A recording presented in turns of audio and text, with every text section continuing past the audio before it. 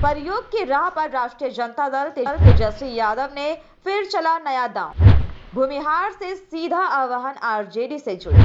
Cast सर्वे के बाद तेजस्वी ने बदली रणनीति। बिहार में भले ही अभी कोई चुनाव नहीं है, लेकिन सियासी घमासान चरम पर है। एक दिन पहले बीजेपी नेता और केंद्रीय गृह मंत्री अमित शाह का दौरा संपन्न हुआ। उन्होंने नीतीश सरकार के कास्ट सर्वे पर सवाल उठा दिए। दूसरी ओर आरजेडी ने आगामी चुनाव के मद्देनजर अपनी रणनीति बदलने का इशारा किया। आखिर क्या है पार्टी का नया प्लान, जानिए। आरजेडी की राजनीति में फिर नए प्रयोग की कवायद हो रही है। आरजेडी सुप्रीमो लालू प्रसाद यादव के दूसरे बेटे तेजस्वी यादव एक अलग सुर लेकर आए। सबसे पहले उन्होंने आरजेडी के इस मिथक को तोड़ने की कोशिश की, जो एमवाई मुस्लिम प्लस यादव के समीकरण में सिमट चुका था।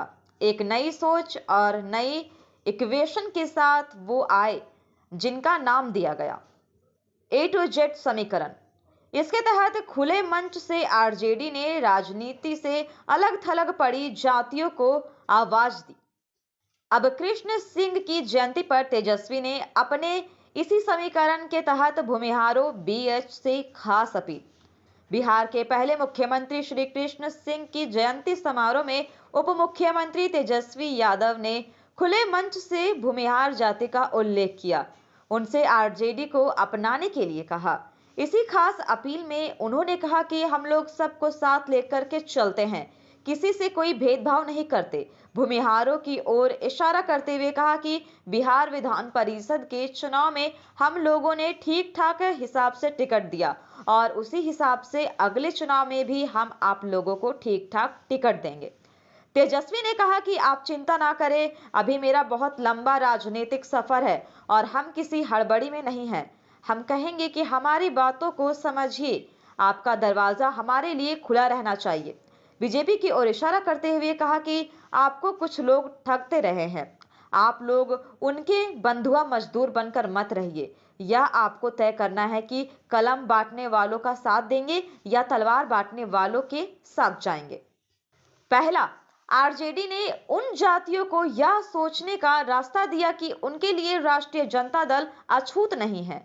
दूसरा, एमवाई मुस्लिम प्लस यादव समीकरण में सिमटी आरजेडी को व्यापक आधार देने की कोशिश की। तीसरा, तेजस्वी यादव इतना समझ चुके हैं कि M+Y के वोट पाने का सैचुरेशन पॉइंट आ गया है, इससे और ज्यादा मत नहीं पाया जा सकता। चौथा, बीजेपी की राजनीति को देखते हुए आरजेडी को यह लगता है कि मुस्लिम और यादव मत छिटक कर जाने वाले हैं नहीं। पांचवा, A to Z समीकरण के तहत मत प्रतिशत भी बढ़ेगा। छठा, भूमिहार के लगभग 2% वोट का जितना प्रतिशत आरजेडी अपने इन नए अंदाज से प्राप्त करती है, तो यह बीजेपी को दोगुना नुकसान कर जाएगा। सातवां, भूरा बाल साफ करो कि जो उक्ति आरजेडी से जुड़ गई उससे भी छुटकारा पाने का प्रयास है।